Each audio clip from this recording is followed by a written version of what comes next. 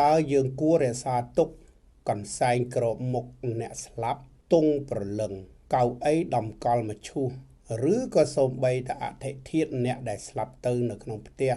វានឹងផ្ដល់ផលល្អដល់យើងអ្នករស់នៅឬក៏យ៉ាងណាថ្ងៃនេះលោកគ្រូនឹងមកបំភ្លឺថាតើវាជាឥទ្ធិពលអាក្រក់ឬឥទ្ធិពលល្អចំពោះអ្នកដែលរស់នៅក្នុងផ្ទះនោះ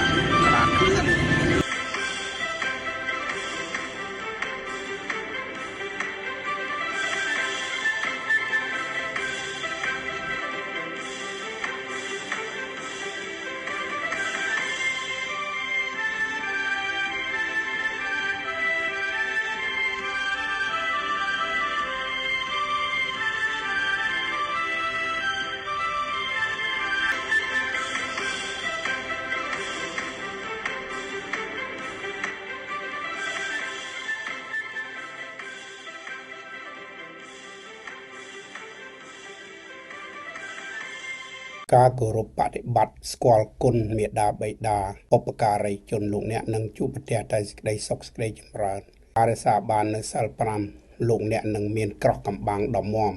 ថែរក្សាឲ្យលោកអ្នកមានតែសេចក្តីសុខជំរាបសួរសារជាថ្មីលោកអ្នកដែលបានឈៀងចូលមកមើលคลิปរបស់គេអាសាសលីវៃហ្វុងជួយជំរាបសួរសិស្សគុណទាំងអស់នៅទូទាំងប្រទេសជាតិកម្ពុជាថ្ងៃនេះលោកគ្រូនឹងមកឆ្លើយសំណួរមួយថ្មីទៀតដែលកម្រនឹងមានអ្នកសួរគាត់សួរពាក់ព័ន្ធទៅនឹងបញ្ហាកន្សែងក្របមុខជាធម្មតាក្រោយពីមើលឆែកចំណុចខុសឆ្គងគ្រប់កន្លែងអស់ហើយលោកគ្រូរមែងតែងតែចោទសួរថាតើមានរក្សាទុកកន្សែងក្របមុខអ្នកស្លាប់ទង់ព្រលឹងជើងម៉ាត្រមឈូសលក្ខនឹងលក្ខពិសេសអធិធាតុរបស់អ្នកស្លាប់នៅក្នុងផ្ទះដែរឬទេយូរយារមកហើយដែលយើងទាំងអស់គ្នាគិតថាកន្សែងក្របមុខអ្នកស្លាប់ក្តីទង់ព្រលឹងក្តីជើងម៉ាត្រមឈូសក្តីកន្ទេលរុំសពក្តីឬក៏កន្សែងរុំសពក្តីគឺសិតតែជាវត្ថុមង្គលជួយឲ្យយើងមានសេចក្តីសុខនិងរកស៊ីមានបានព្រះសង្ឃជាច្រើនលោកតែងតែពន្យល់ថារបស់ទាំងអស់នេះមិនមានចង្រៃអ្វីដល់ផ្ទះនិងអ្នករស់នៅទេកន្សែងក្របមុខក្តីទង់ព្រលឹងក្តីកន្ទេលក្តីកន្សែងរុំសពក្តីជើងម៉ាត្រមឈូសក្តីសូម្បីតែអធិធាតុក៏មិនអនុញ្ញាតឲ្យទុកនៅក្នុងផ្ទះដែរមូលហេតុគឺអ្នកដែលស្លាប់មិនបានឲ្យកន្សែងក្របមុខនោះយើងទេឧទាហរណ៍ជីដូនជីតាឬឪពុកម្ដាយយើងគាត់ចាស់គាត់ដឹងថាអាយុគាត់មិនវែងតទៅទៀតទេគាត់តែងតែនិយាយថាថ្មិញដែលគាត់បាក់នេះគាត់ឲ្យទៅអ្នកនេះអ្នកនោះឬក៏ចៅសម្លាញ់ណាម្នាក់របស់គាត់ហេតុនេះកម្មសិទ្ធិនេះគាត់បានប្រគល់ឲ្យយើងក៏ប៉ុន្តែនៅពេលដែលអ្នកស្លាប់ទៅហើយយើងនាំគ្នាយកកន្សែងសមកកាត់ជាច្រើនទៅទ័ពធ្វើជាកូនកន្សែងក្របពីលើមុខហើយពេលនាំសពទៅដល់កន្លែងជាបណកិច្ចក្តីកន្លែងកប់ក្តីតែងតែបើកយកកន្សែងក្របមុខនោះយកមកចែកគ្នាយកជើងម៉ានឹងមកចែកគ្នាអ្នកដែលស្លាប់ទៅនោះលោកមិនបានឲ្យកន្សែងក្របមុខកទង់បលឹងកន្សែងរុំខ្មោចឬក៏សំបីកន្ទេលឬក៏ជើងម៉ានឹងមកយើងទេគឺយើងប្រឌិតដោយខ្លួនឯងឧបកិច្ចដោយខ្លួនឯងយកដោយខ្លួនឯងអញ្ចឹងសួរថាអ្នកស្លាប់លោកបានដឹងឬអត់គឺអត់បានដឹងទេពេលដែលកន្សែងក្របមុខនោះទៅដល់បច្ឆាយើងយកកន្សែងនឹងយកមកចែកគ្នាសួរថានៅកន្លែងដុតខ្មោចនោះតើមានខ្មោចប៉ុន្មានអ្នកដែលដុតនៅទីនោះឬក៏កន្លែងកប់ខ្មោចមានខ្មោចប្រមាណអ្នកកប់នៅទីនោះអ្វីត្បិតតែក្នុងពុទ្ធសាសនានិយាយថានៅពេលស្លាប់កើតភ្លាមក៏ប៉ុន្តែកើតនៅក្នុងលក្ខណៈជាព្រលឹងអញ្ចឹងនោះមានមនុស្សល្អមនុស្សអាក្រក់ខ្មោចក៏មានល្អមានអាក្រក់ដែរនៅពេលដែលយើងយកកន្សែងនោះមកចែកគ្នាខ្មោចដែលនៅទីនោះនឹងតោងកន្សែងមួយមកតាមយើងព្រោះយើងអនុញ្ញាតឲ្យគេចូលផ្ទះយើងកាន់ចូលផ្ទះហើយយើងក៏មិនដែលបានប្រាប់គេថាមិនឲ្យគេចូលដែរ អញ្ចឹងគេតោងមកតាមផ្ទះនីមួយៗ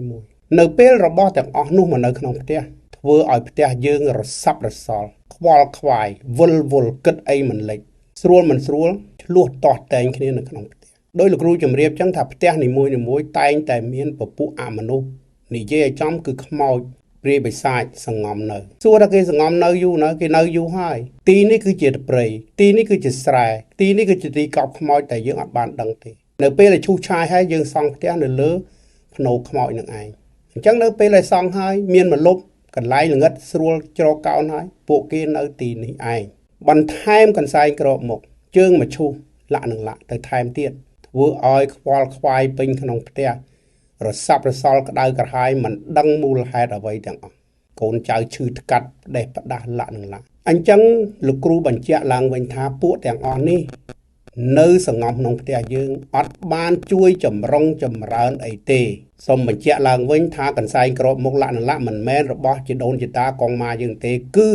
ពួកនោះវាតោងមកទេអញ្ចឹងក្នុងក្បួនគេអាសាសលីវៃហ្វុងជួយនិយាយផ្ទុយពីព្រះពុទ្ធសាសនាអតិធាតុបៃបត្តអតិធាតុរបស់ជីដូនជីតាឬឪពុកម្ដាយរបស់យើងក៏ពិតមែនប៉ុន្តែនៅពេលដែលយើងទៅយកទៅបូជាឬជាបណ្ណកិច្ចឬក៏ដុតនៅបច្ឆាហ្នឹង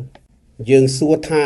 កិច្ចធ្វើមែនប្រែរូបមែនក៏ប៉ុន្តែនៅពេលដែលរើសធាតុដាក់ចូលមកធាតុដែលយើងដុតជ្រុះទៅលើកញ្ច្រែងដុតសពហ្នឹងតើមានឆ្អឹងប៉ុន្មានអ្នកដែលទើនៅលើហ្នឹងហើយ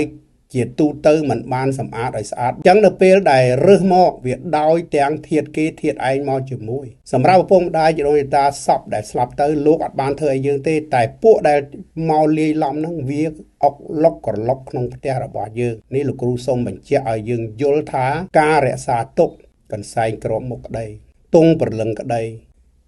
ជើងម៉ាត្រមឈូសក្ដីកន្ទេលរុំសពក្ដីកន្សែងរុំសពក្ដីឬអតិធាតុក្ដីពុំគួរទុកនៅក្នុងផ្ទះទេពេលដែលលោកអ្នកយកចេញរបស់អស់នោះពីក្នុងផ្ទះលោកអ្នកនឹងមានអារម្មណ៍ធូរស្បើយស្រួលបួលនៅក្នុងផ្ទះឡើងវិញហេតុនេះការរក្សាទុករបស់អស់នេះមិនបានផ្ដល់ជាប្រយោជន៍ឬក៏ផលល្អចំពោះ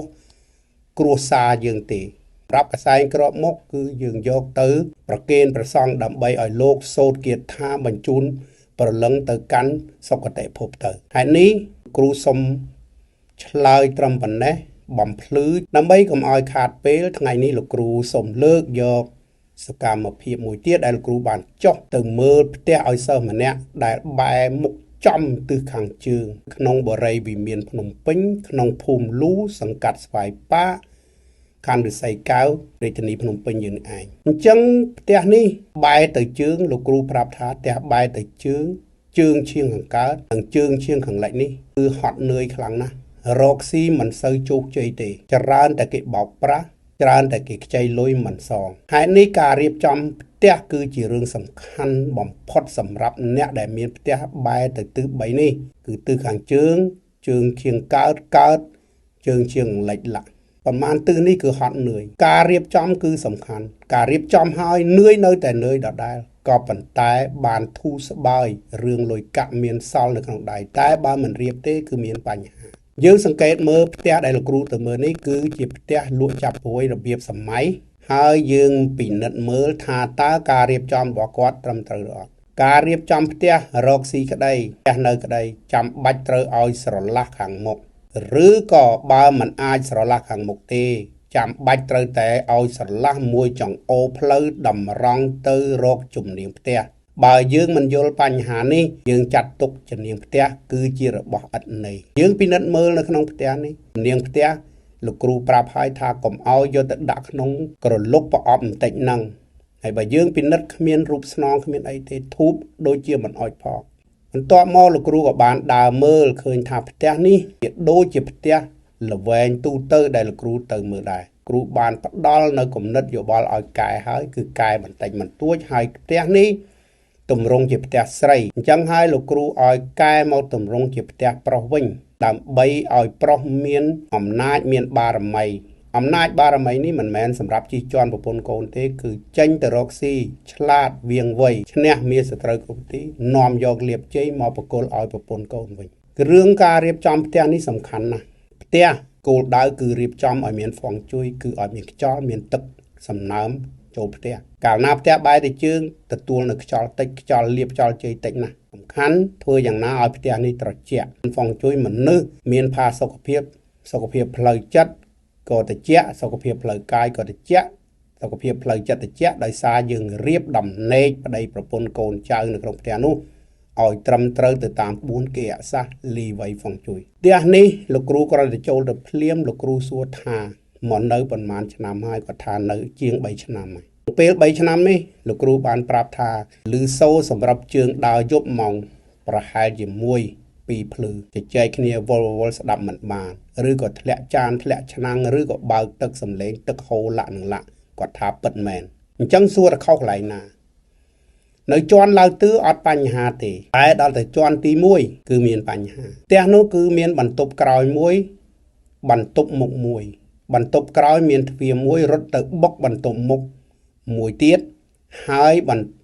ទ្វារបន្ទប់មុខនោះមានទ្វារបើកចេញទៅក្រៅទៀតអញ្ចឹងទ្វាររត់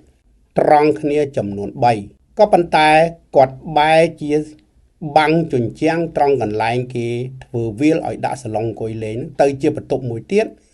ហើយដាក់ទ្វារមួយទៀតចំកណ្ដាលនឹងទៀតវាទៅទីទ្វារ4វាដែលបុកចំគ្នានេះគេហៅថាផ្លូវវិញ្ញាណដើរពពួកអមនុស្សខ្មោចព្រាយបិសាចដែលវាសង្ងំនៅក្នុងផ្ទះនឹងស្រាប់នឹងគឺវាដើរកកោពេញក្នុងផ្ទះនេះជាចំណុចមួយទៀតតំណេកប្តីប្រពន្ធមិនត្រូវធ្វើឲ្យប្តីប្រពន្ធមួម៉ៅក្តៅក្រហាយឆ្លោះតែគ្នារហូតអញ្ចឹងលោកគ្រូក៏រៀបចំតំណេកមង្គលឲ្យពួកគាត់ទៅការខុសក្បាលតំណេកធ្វើឲ្យប្តីប្រពន្ធឆ្លោះលែងលះគ្នាការខុសក្បាលតំណេកអាចធ្វើឲ្យប្រពន្ធប្តីលែងគ្នាដោយសន្តិវិធីអត់មានដំណោះឲ្យសោះប្រុសចុះទៅបានប្រពន្ធទៅស្រីចុះទៅបានប្តីទៅបែកផ្លូវគ្នាចែកកូនចែកចៅគ្នាឡានឡាអញ្ចឹងបញ្ហារឿងកម្មគូកម្មយើងមិនបដិសេធក៏ប៉ុន្តែមួយចំណែកធំគឺបណ្ដាលមកពីផ្ទះរៀបផ្ទះខុសធ្វើឲ្យមានទុក្ខរៀបកន្លែងគេងខុសធ្វើឲ្យប្តីប្រពន្ធបែកបាក់ព្រាត់ប្រាសរៀបកន្លែងខុសធ្វើឲ្យកូនមិនស្ដាប់ឱវាទឪពុកម្ដាយលោកគ្រូបានមកបញ្យល់ឲ្យគាត់រៀបចំចង្ក្រានឡើងវិញរៀបចំកន្លែងទុកទ្របឡើងវិញហើយកន្លែងនេះដែលលោកគ្រូឈរចង្អុលពន្យល់នេះគឺលោកគ្រូឲ្យរៀបចំច្រកផ្ទះមនុស្សប្រុសឡើងវិញដើម្បីឲ្យប្តីមានកម្លាំងចេញទៅរកស៊ីនៅពេលដែលផ្ទះមានហ្វុងជួយតិចហើយតំណេកមង្គលរៀបត្រឹមត្រូវហើយសុខភាពផ្លូវចិត្តនិងផ្លូវកាយប្តីប្រពន្ធវិលត្រឡប់មកប្រក្រតីភាពវិញហើយអញ្ចឹងផ្ទះនោះនឹងមានតែភាពត្រជាក់ត្រជុំប្តីខំប្រឹងរកស៊ីប្រពន្ធខំប្រឹងទុកយូរឆាប់នឹងមានប្រកាសសល់នៅក្នុងដៃទៅជាអ្នកធូរធារនឹងគេប្រសិនបើលោកអ្នកគិតថារាល់ឃ្លីបរបស់លោកគ្រូមានអត្ថប្រយោជន៍និងគុណប្រយោជន៍សម្រាប់លោកអ្នកឬញាតិមិត្តឬក៏មិត្តភ័ក្តិដែលកំពុងតែជួបប្រទះបញ្ហាដូចដែលលោកគ្រូបង្ហាញជាហូរហែមកនេះសូមលោកអ្នកជួយ like ជួយ share ថ្ងៃនេះលោកគ្រូសូមបញ្ចប់ឃ្លីបត្រឹមនេះសូមអរគុណសូមជម្រាបលា